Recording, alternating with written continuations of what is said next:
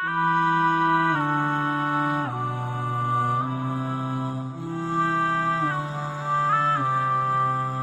on. These relationships that you think are so awesome, and you know why? And I'll fill you in a little. I'll fill you in, especially the teenagers in the audience and the young people in the audience who kind of just recently kind of shot an email and somebody emailed them back, and a little Facebook thing happened, and a little wink and a little there in the playground, even though it's a separate school. But in recess, you saw each other like like a little bit of that happened. Let me just fill you in a little. All of this is a product of low self-esteem. You think you're ugly. So if a guy thinks you're cute, you're like, really? I'm beautiful? You have low self-esteem. You think nobody's going to like you, nobody's going to want to marry you, and all of that stuff. And on the other hand, the guy, we don't have good friendships and good relationships, and we're looking for something. And most of the guys, I don't have to tell you what's going on in your head. You and I have ijma' on this issue. The things that go on in our head. There's no reason for me to explain all of that to you. But just because you have raging hormones and you're like daydreaming about girls and things like that, it doesn't mean that you're in love. It just means that you haven't controlled your temptations yet. And you're ruining somebody's life. You're ruining an entire family. You realize what you're doing? And you call it love? You tell me if she was like 50 pounds fatter, you still be in love?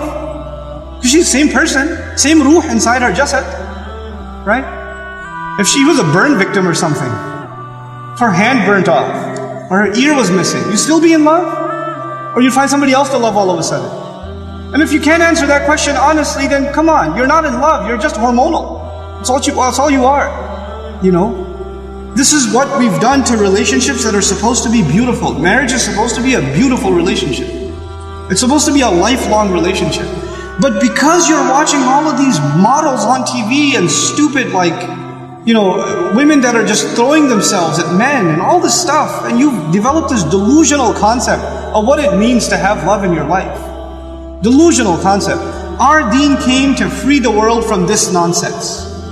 To free it. Because we have a more mature understanding of what it means to have love in your life.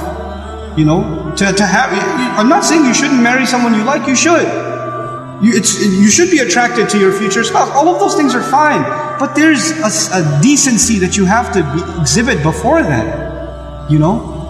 And if you're okay with talking to a girl like that, you should be okay with somebody talking to your sister. You're okay with that too? Not if you have any ounce of decency left inside you. If you do, then this is how we have to end these things. And if you've been in that kind of relationship, or you're in one of those relationships right now, nobody knows. Only Allah knows and you know. Don't raise your hand, please. Right? What I'm saying, and you're like, after today's lecture, I have decided I no longer want to be your friend. Don't even write that, because even then you're looking for a response. You're kidding yourself. And then you're checking, did she write back? Yes, we should no longer be friends. And then you'll write back, you're right, we really shouldn't be friends anymore. And then she'll write back, yeah, never again. And then you're still doing it. Just stop, just cut it off. Just cut it off. It's not good for you. And guys, I've done a whole series on shame, so I won't repeat the whole thing because it took hours and hours and hours. But I will tell you this. It's okay to be attracted to a girl. Allah put that in you. You're not evil for finding a girl beautiful. It's not haram for you to feel that way. You have to control it though. You have to control yourself. Our deen teaches us self-control. And if you cannot exhibit self-control in one aspect of your life, you'll lose self-control in other aspects of your life. Same thing for you. Same thing for you. Control yourself. Control your giggle. Control your overly friendly demeanor in certain situations. Don't be oblivious to, don't say we're just friends, or he's like a brother to me. If he ain't your brother, he ain't your brother. That's it. That's it. Either he's your brother, you share a mom, or he's not. And that's the end of it.